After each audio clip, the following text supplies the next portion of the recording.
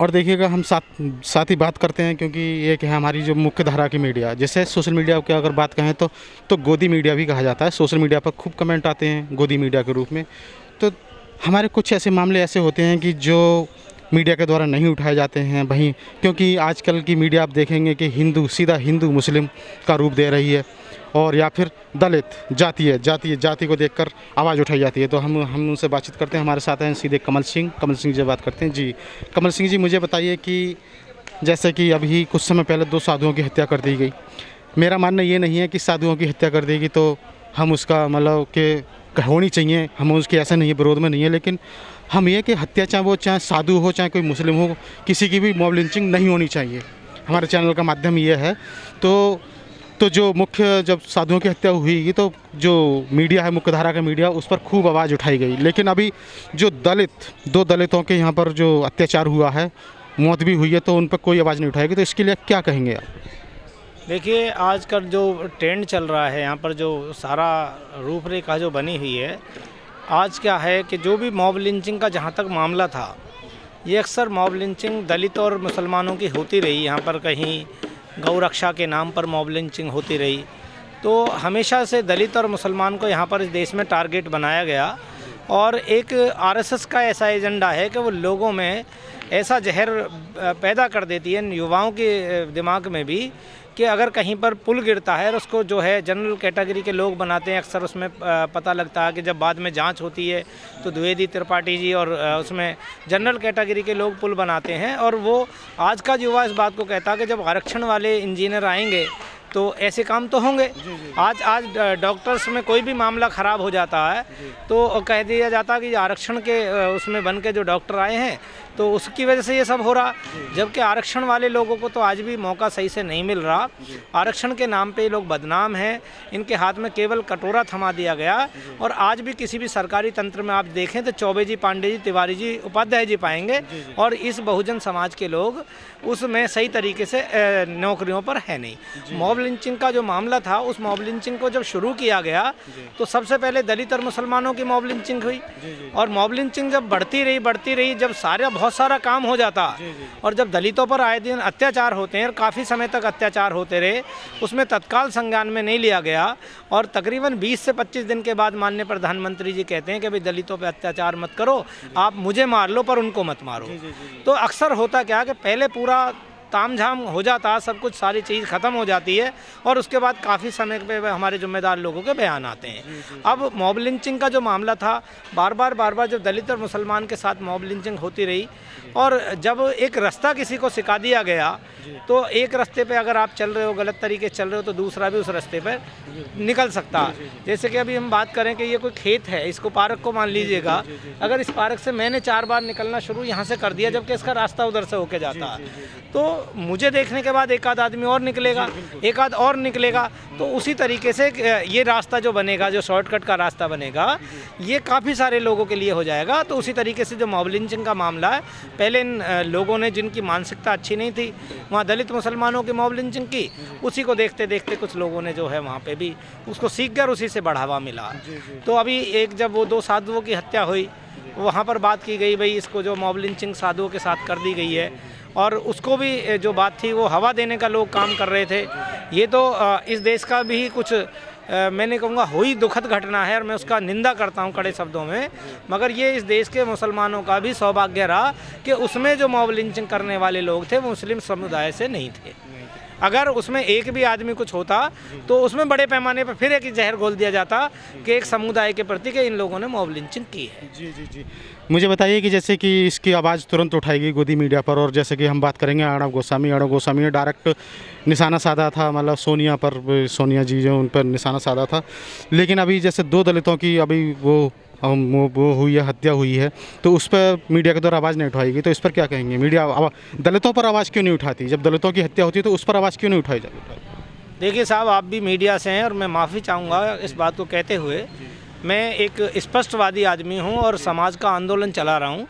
मुझे अपनी बात कह देनी चाहिए, जो सही बात है, मैं उसमें हिचकूंगा नहीं। अभी आप जो बात करते हैं, कुछ पत्रकार इस तरीके के लोग बैठे हुए हैं वहाँ मीडिया में, जब कोई डिबेट चलती है तो लोगों को धमकाते हैं, इस तरीके से बात करते हैं, बड़ा चिल्ला के बात करते हैं, और अभद्र टिप्पणी टाइप कर देते हैं, बिगर सबूत के कुछ भी बात करना शुरू कर देते हैं। तो आज जो मीडिया तंत्र है उसमें कम से कम 90% लोग अपना काम ईमानदारी से नहीं कर रहे। मीडिया को भी एक स्तंभ मारा जा रहा था कि देश की वो सुरक्षा प्रदान करेगा, सही बातों को दिखाएगा, मगर आज मीडिया चंद हाथों की रखेल बन के रह गया है और वो केवल उनकी चापलूसी करने में लगा हुआ है। ये तो सोशल मीडिया का मैं धन्यवाद अदा करूंगा कि आज जितने भी ये सब मामले हो रहे हैं सोशल मीडिया पे तुरंत वायरल हो जाता, तो कहीं ना कहीं जो है वो उत्पीड़न की खबर और जो छोटे मीडिया चैनल हैं वो उन चीज़ों को दिखा रहे हैं। अभी बात होती है कि भाई 2 हमारे साथी अभी रमन वाल्मीकि का जो है उन पर हत्या कर दी गई, पहले जानलेवा हमला किया, हॉस्पिटल में उन्होंने दम तोड़ दिया। वो जो बहुजन समाज की आवाज़ उठाने का काम करता है उसको ये लोग कहीं ना कहीं करके उसको दबाने का काम करते हैं। और आप देखिए जो वो दलित समुदाय के लोगों पे जो हमला हुआ, 2 समुदाय के लोगों ने मिलकर उनके घरों में आग लगा दी, घर के उनको मारा पीटा, घर में घुस के मारा, और वो किसी भी मीडिया कर्मी ने उसको नहीं दिखाया। जबकि हमारी 2 साधुओं की हत्या होती है तो पूरा बवाल मच जाता। तो कहीं ना कहीं क्या है कि इस बात को समझना पड़ेगा, मीडिया को भी समझना पड़ेगा कि आप देखते हैं कि भाई इन्हीं हरकतों से मीडिया की से कई पत्रकारों पर केस हुए, और जब उन पर केस होना शुरू हो गया तो उनकी अकल बदल गई। तो अभी लोगों को ये समझना चाहिए कि अगर मीडिया में कोई गलत बात दिखाता तो उसके खिलाफ FIR दर्ज हो और उनका जो बहिष्कार किया जाए। और मैं खासकर ऐसे कई चैनल हैं जो केवल मोदी मोदी जो चिल्ला रहे हैं, खाली बीजेपी की बात या किसी व्यक्ति विशेष की बात करने वाले चैनल का मैंने अपने बहुजन समाज के लोगों में आंदोलन शुरू कर दिया, उनको बताने का काम कर दिया कि आप इनको देखना बंद कर दीजिए, इनकी TRP कम हो जाएगी, अपने आप ही स्वतः मर जाएंगे, इनको ख़त्म करने की जरूरत नहीं पड़ेगी, इनको देखना बंद कर दीजिए खाली। तो काफ़ी तादाद में हमारे बहुजन समाज के लोगों ने, जैसे GTV है वो हमेशा बात करता, जब भी खोलोगे तो उस तरीके की बात करता जी न्यूज़, तो हमने कहा भी जी न्यूज़ का आप बहिष्कार करें। NDTV में अगर रवीश कुमार अच्छी बात कहते हैं तो उनको कहा जाता है ये ख़राब बात करता, और जबकि मैग्सेसे अवार्ड उसको मिलता, क्योंकि जो अच्छे काम करेगा उसको तो अवार्ड मिलेगा। तो इस तरीके से मैं मीडिया के लोगों से निवेदन करूंगा कि भाई अगर आप पत्रकार हैं और पत्रकार आप लोगों की आवाज़ उठाने के लिए हो, ना कि किसी की भड़वागर्दी और दलाली करने के लिए आपको बैठाया गया, आप अपनी बात को निष्पक्ष रखें। और अगर आप चाहते हैं कि आपके TV चैनल सभी तरीके से आपको देखा जा सके, आपकी TRP सही रहे, तो उसके लिए आप तरीके से अपनी खबरों को दें, अपनी बातों को दिखाएं। अदरवाइज़ होगा ये कि आने वाले समय में आपकी ये दुकानें बहुत जल्दी बंद होने वाली हैं। जी, एक लास्ट सवाल और बताइए कि लास्ट सवाल ये है कि जैसे कि अभी कहा है कि जो मॉब लिंचिंग होती है वो अधिकतर देखा गया कि हिंदू मुस्लिम के तहत होती है, जैसे कि हिंदुओं ने मॉब लिंचिंग कर दी, तो इस तरह से हिंदू मुस्लिम रूप देने का किया जाता है। लेकिन इस बार तो चौंकाने वाला है ये जो घटना साधु वाली थी कि जो हिंदू साधु थे उन्हीं की मॉब लिंचिंग हिंदुओं ने कर दी। तो इस पर सरकार के द्वारा कोई कार्रवाई नहीं की गई, जिन लोगों ने उनकी हत्या की, तो इस कार्रवाई क्यों नहीं की गई? देखिए, मैं इस बात में यही कहना चाहूँगा कि बहुत ज़्यादा बात नहीं कहना चाहता। सरकार के अमले में बैठे हुए लोग खुद समझदार हैं, मगर वो क्या करते हैं कि अगर इसमें गलती से भी कहीं से भी दूसरे समुदाय का अगर कोई आदमी आ जाता तो बहुत बड़ा हंगामा इस पे होता, उनके खिलाफ कार्रवाई होती, उनके समुदाय के लोगों को घर से निकाल कर मारा जाता। जैसे कि आपने देखा होगा पिछले समय में जब 2 अप्रैल में SC/ST के लोगों ने अपने अधिकार को बचाने के लिए जरा सी अंगड़ाई ली तो उनको घर में से निकाल कर मारा पीटा गया। और अगर यही लोग उसमें कुछ होते, SC/ST के लोग कुछ होते, तो मैं समझता हूँ कि कहीं ना कहीं जो है उनके साथ में भी फिर ऐसा ही होता। कहीं ना कहीं कुछ ऐसे लोग होंगे, कुछ ऐसे संप्रदाय के लोग होंगे कि जो उनके खास करीबी में जो लोग मानते हैं उनको, तो इसलिए ये आवाज़ नहीं उठाई जा रही। जाते वैसे एक लास्ट सवाल और पूछूंगा कि मुझे ये बताइए कि दलितों पर इतने अत्याचार होता है, जगह जगह जो भी बहुजन समाज की आवाज़ उठाता है उस पर बहुत अत्याचार होता है, लेकिन जब इलेक्शन आते हैं तो ऐसा क्या रीज़न होता है कि हमारी नहीं तो केंद्र में या फिर राज्य की बात करें तो सरकार क्यों नहीं आ पाती? दलितों पर इतना अत्याचार होता है लेकिन फिर भी एक क्यों नहीं होती, एक जगह एक तरफा चुनाव इलेक्शन क्यों नहीं होता? देखिए, मैं इसमें कहूँगा कि इसमें कहीं ना कहीं हमारे जो बहुजन समाज के लोग हैं उनकी भी बहुत बड़ी गलती है। जब भी इलेक्शन आएगा तो हमारे लोगों को हिंदू बना दिया जाता, और जैसे ही इलेक्शन ख़त्म हो जाएगा तो धोबी है, तू नाई है, तू कोरी है, तू चमार है, तो उनको उसी कैटेगरी में ला दिया जाता। और मैं बात करूँगा अपने बहुजन समाज के लोगों की कि ये 85% जो लोग इस भारत में हैं वो हिंदू किसी सूरत में नहीं हो सकते, क्योंकि ये हिंदू मानसिकता के गुलाम हो सकते हैं। यदि ये हिंदू होते तो ब्राह्मण इनके साथ में, दलितों के साथ में रोटी बेटी का संबंध बनाता, अपनी बेटी दलितों के घर में देता और दलितों की बेटी अपने घर में लेता। तो ये हमारे जो लोग हैं ये हिंदू नहीं, ये हिंदू मानसिकता के गुलाम है। केवल इनको तो राजनीति सिद्ध करने के लिए इनको हिंदू बना दिया जाता।